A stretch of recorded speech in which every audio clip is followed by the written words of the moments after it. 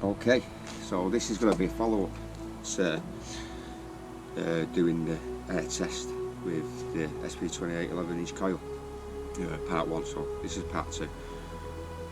Like I said before, this test is doesn't represent the performance in real situations in the field.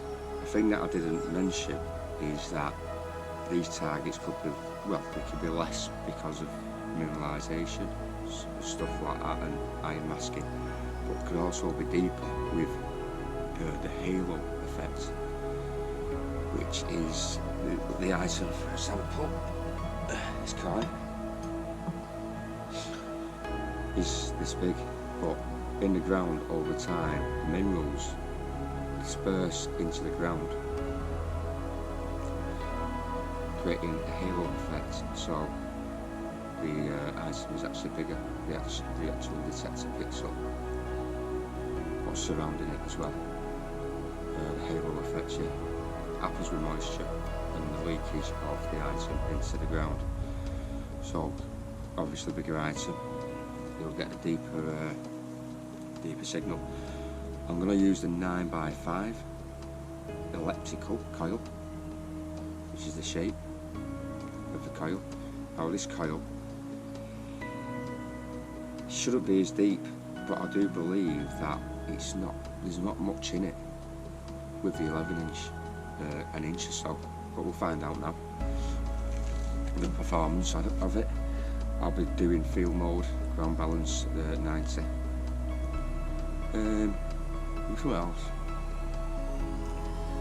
Yeah, so the good thing about the elliptical is that it can get in, it snipers in between targets, and supposedly the ID is stronger. Now I'm not going to show IDs on this like I haven't shown IDs on the other. I'm going to do that as a different topic, a different video series with the 2 coils. Okay, so let's get set up. Okay, so it's going to be a fair test. So exactly the same place in the garden, exactly the same settings, and exactly the same items. 3 buckles, George III, cartwheel, George III penny, George VI halfpenny, George V penny, gold ring, half sov. Every button, lead items are bag seal, musket ball, got a juice harp. I've picked this because it's a weird signal for the detectors to pick up. It's not complete circle or anything like that, like these are. We've got the thimble, silver thimble, shilling, 3p, hammered 3p, really thin, Charles VI, 6p, Charles I, shilling, yeah, and a half crown. Okay. Big dress buckle.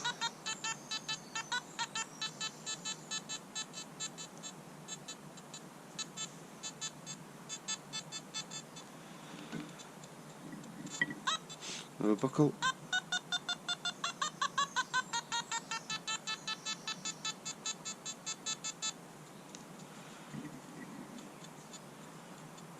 Another buckle, smaller.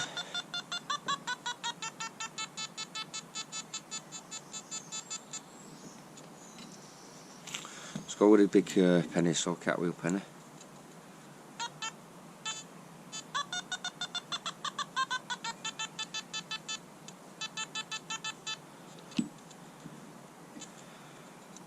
Penny.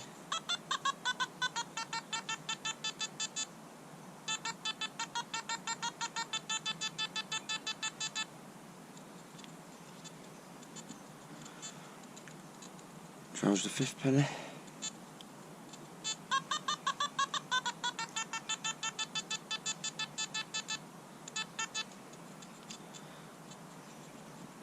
A half penny.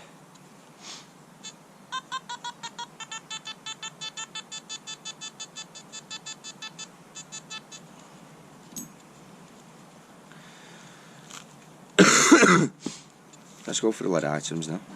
Musket ball.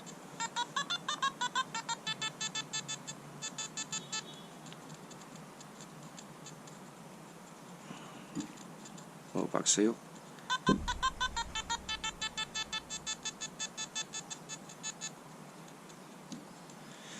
Let's go for this one here. It's an unusual one.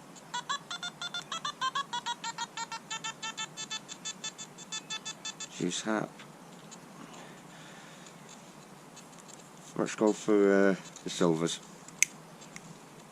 What I'll do, I'll start with the biggest. So it's the half crown.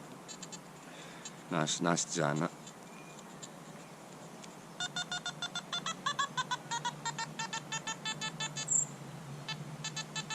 About 10 inches there. Shilling, hammered. Charles the First.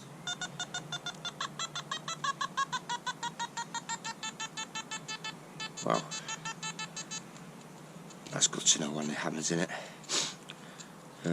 Next size down, 1 shilling, Victoria, 1899.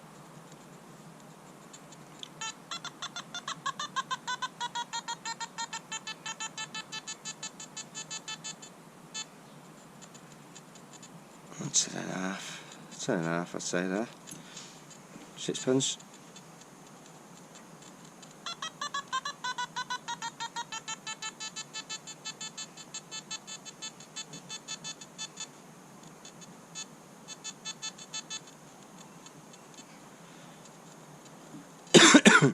Sorry, 3pence. Silver.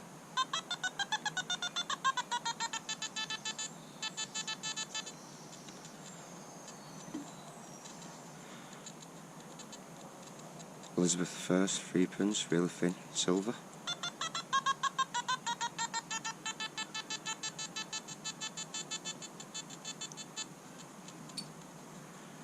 Silver thimble.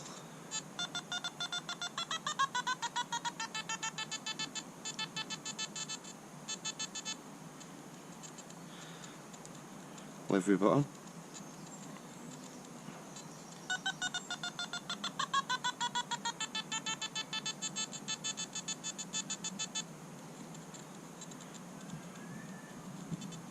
Gold ring.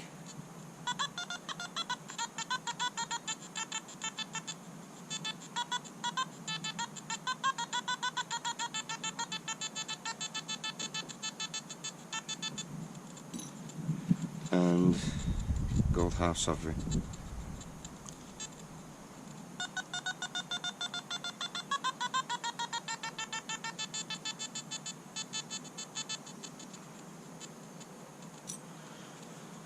Okay.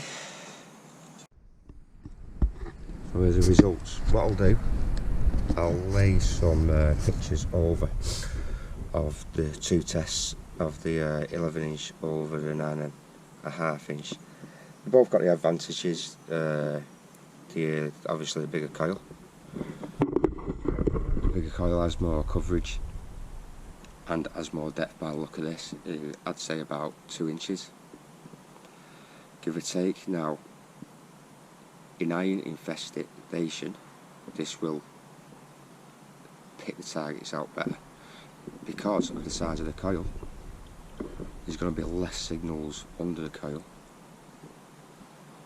so the coil can target without being bombarded with signals here, there and everywhere. So it lets you get in there, and pull them items out.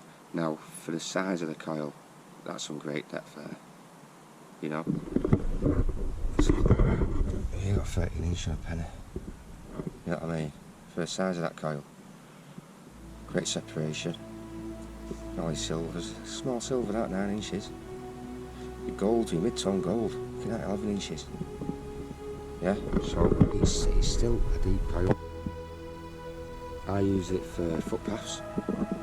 What I'll do, I'll go over with the 11-inch and then clear some stuff out as such when I hit spots of high trash or stuff that will interfere with the good finds. I then hotspot, highlight it, flag it up, and I'll go over with the this small coil, the 9x5. Yeah, I always use it on footpaths. It's a cracking coil. So yeah, I hope it's opened your eyes to how good this coil is. A lot of people have got a bit sucked back because of the size of it, but I use it quite a lot. I use it in open pasture as well. The target ID, which we'll get onto in further videos, is a bit more stable, if that's what you're going for. I haven't shown target IDs on both of these tests because I want to try and get you tuned into the sounds. It will prove better for you in the future if you can learn your detector from the sounds, especially on the Simplex, because it hasn't got the best stable VDI, and that is only because it's got such a broad VDI range. It goes from 0 to 99. Some detectors have a small spectrum, go from 0 to 50, something like that, maybe 0 to 40, minus, and you'll find with that a lot of different items come to the same number because it's got a bit more leeway. 19 can come up at like 5 different types, where with the Simplex with Nokta machines it's got a bigger range. Okay, yeah, thanks for commenting, watching, like and subscribe if you could, and I'll see you on the next test. Okay, bye bye.